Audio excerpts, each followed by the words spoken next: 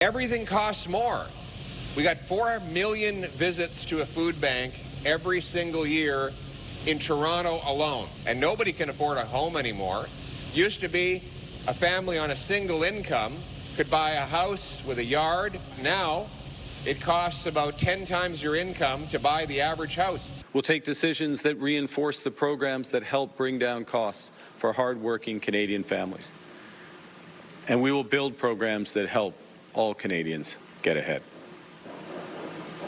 Bringing down costs so that Canadians can get ahead, that's what we've been relentlessly focused on since being elected just a few months ago.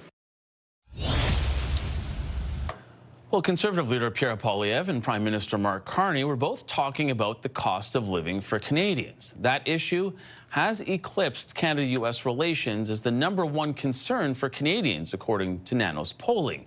And new today, Nanos has found that since the summer, Mark Carney has experienced a 10-point drop in Canadians' optimism towards the government.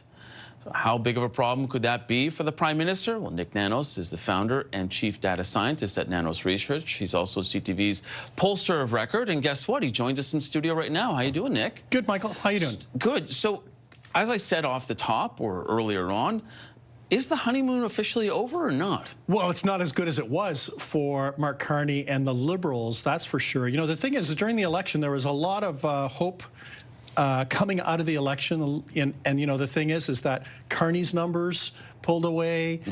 The Liberal ballot numbers they had a larger gap. But you know, the thing is that when we look at how people feel, emotions that people would use to describe how they feel about the government in Ottawa, not the Liberals or Carney, the government in Ottawa, it was actually pretty positive in terms of the level of optimism. And what we're seeing now is that optimism is eroding. And, you know, the other thing is we've got to remember 15% said they're angry, another 22% pessimistic. And if you go to, here's a little tidbit, go to the prairies, they're really angry.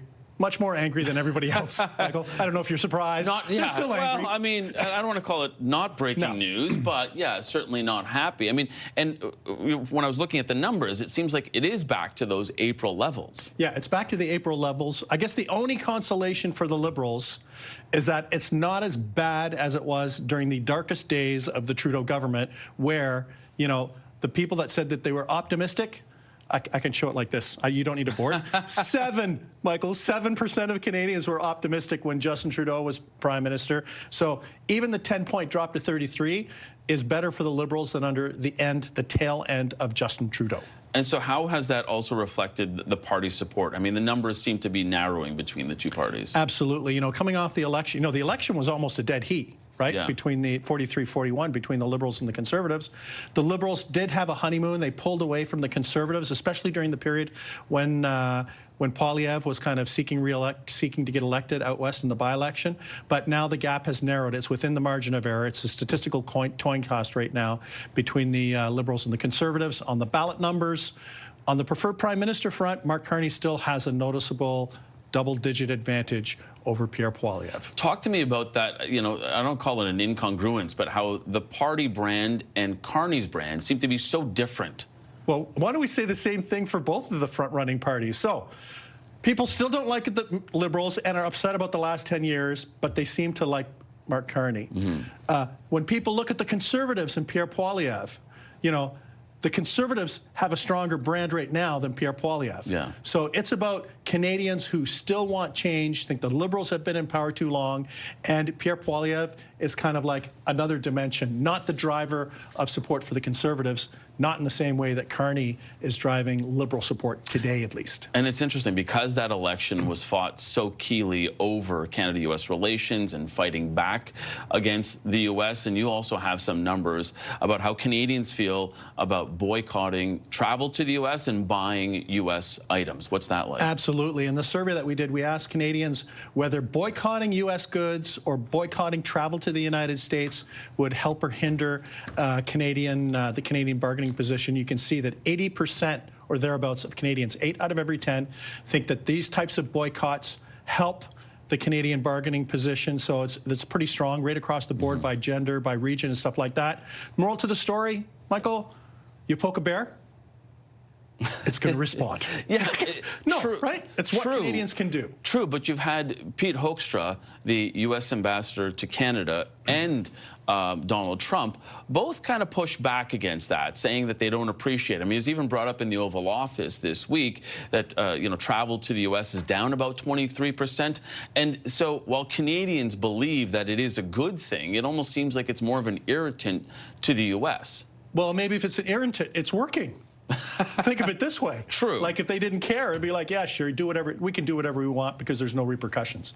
I think the fact of the matter, there are a lot of American enterprises, especially close to the border, that rely on Canadian customers, visitors, all that kind of stuff.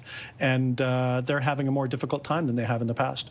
Do you think, given the numbers that you are spelling out for us and how Canadians are feeling, that sort of bodes well for how Mark Carney is attacking Canada-U.S. relations, even though it's not the #1 priority for Canadians right now? Yeah, I think for Mark Carney and the Liberals, they want to talk about Donald Trump and the binational relationship. But, for Pierre Poilievre, his strength, and for the Conservatives, their strength has to do with the cost of living, affordability, inflation, the cost of housing, paying for the groceries and stuff like that. So think of it as a battle of the ballot questions right there, with the Liberals wanting to talk Trump and Conservatives wanting to talk about the cost of living. Yeah, and we always appreciate that. When you come here, you talk turkey.